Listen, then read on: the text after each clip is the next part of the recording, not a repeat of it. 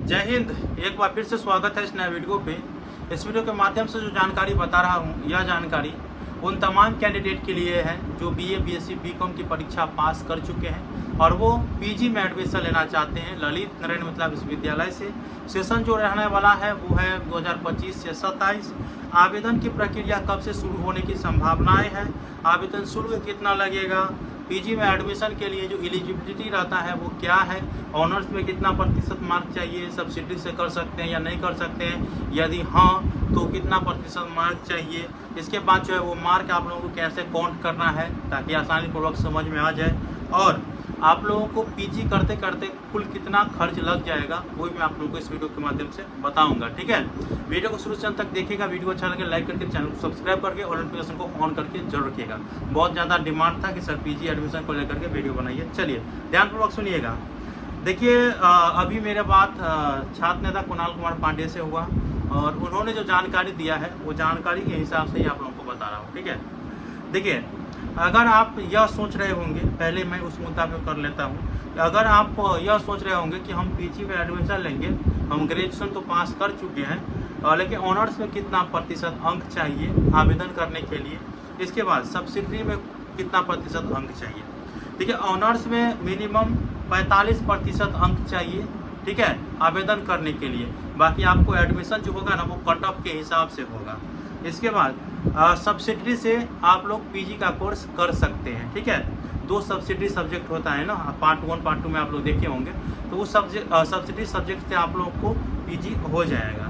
बशर्ते पीजी अगर आप उस सब्सिडी सब्जेक्ट से करना चाहेंगे ना तो पार्ट 1 और पार्ट 2 की जो सब्सिडी है, ठीक है, जैसे अगर आपका केमिस्ट्री होगा, ठीक है, केमिस्ट्री के साथ मैथ सब्सिडी होता है, ठीक है, फिजिक्स भी कोई कोई सब्सिडी में लेता है। तो सबसे पहली बात यह है कि अगर आप सब्सिडी विषय से करेंगे तो देखिए, अगर आप मैथ से करते हैं, ठीक है, सब्सिडी विषय मैथ से करते हैं या हिस्ट्री से करते हैं तो पार्ट 1 के हिस्ट्री देखिएगा, ठीक है, पार्ट 1 के सब्सिडी वाला हिस्ट्री और पार्ट 2 के सब्सिडी वाला हिस्ट्री देखिएगा।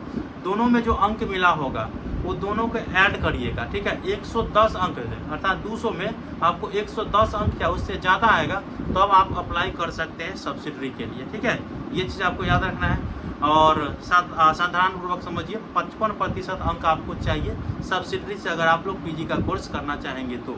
ठीक है, जिस सब्जेक्ट में आपको 55% अंक रहेगा उस सब्जेक्ट में आप आवेदन कर सकते हैं।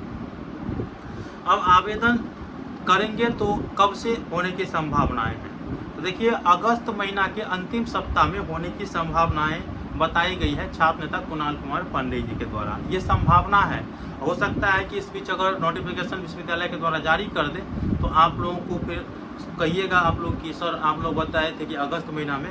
देखिए, संभावना है, ये कभी भी जारी हो सकता है लेकिन अगस्त महीना के अंतिम सप्ताह तक जारी करने की संभावना है। आप लोगों को लेटेस्ट अपडेट के लिए चैनल पे जुड़े रहना है। हमारे टेलीग्राम ग्रुप, हमारे व्हाट्सएप ग्रुप में जुड़ जाइए ताकि कोई भी अपडेट आपसे न छूटे। ठीक है, बहुत से कैंडिडेट तो जुड़े ही होंगे, डिस्क्रिप्शन बॉक्स में लिंक दे दिया हूँ।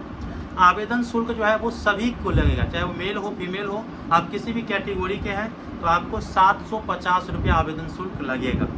और कहिएगा सर पीजी करते करते कितना शुल्क लगेगा, तो देखिए, जहाँ तक मेरा अनुमान है और कई ऐसे स्टूडेंट से मैंने पूछ लिया कि आप पीजी करते करते आपको कितना पैसा लग जाता है, तो लगभग बताया कि 25 से 30 हज़ार रुपया खर्च हो जाता है पीजी करते करते।